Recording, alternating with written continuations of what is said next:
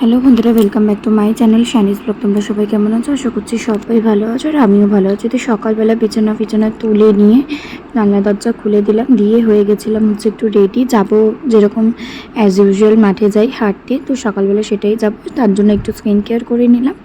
তো যাই হোক, তারপরে বেরিয়ে পড়েছিলাম হাঁটতে যাওয়ার উদ্দেশ্যে।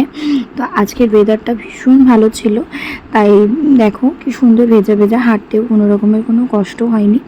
তারপরে বাড়ি এসে যেমন কাজ থাকে কাজবাজ করে স্নান করে পরে নিয়েছিলাম এই নতুন নাইটিটা। এটা হচ্ছে পয়লা বৈশাখের কেনা, বাট আজকে যেহেতু বার্থডে তার জন্য পরে নিলাম।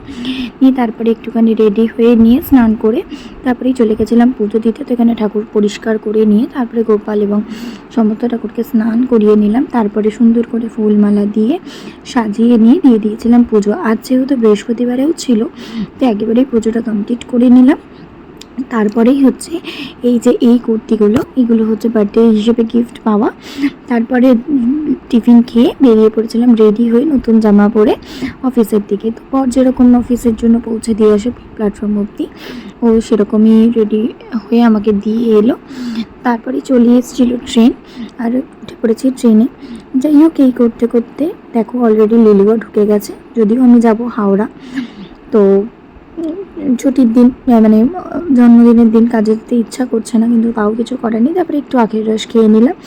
অফিসে গিয়ে দেখি আমার টিম মেম্বাররা সেলিব্রেশনের জন্য সমস্ত কিছু অ্যারেঞ্জমেন্ট করেছে।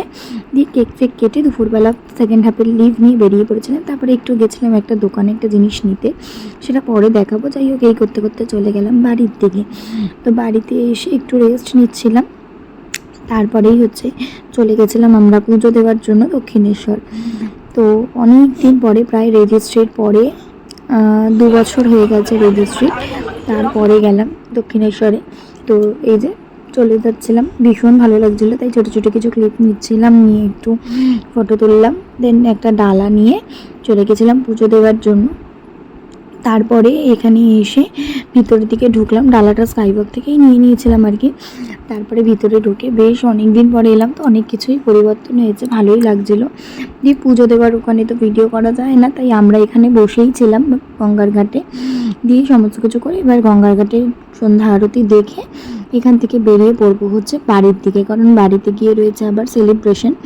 তো সেগুলোর জন্য আবার রেডি হতে হবে, আবার রাতে বাড়িও ফিরবো। তো এখানে হচ্ছে পিসি আর মেঘা একটা কেক এনে দিয়েছিল, যেটা গোপালকে নিবেদন করে তারপরে কেকটা কাট করে সবাইকে খাইয়ে নিলাম।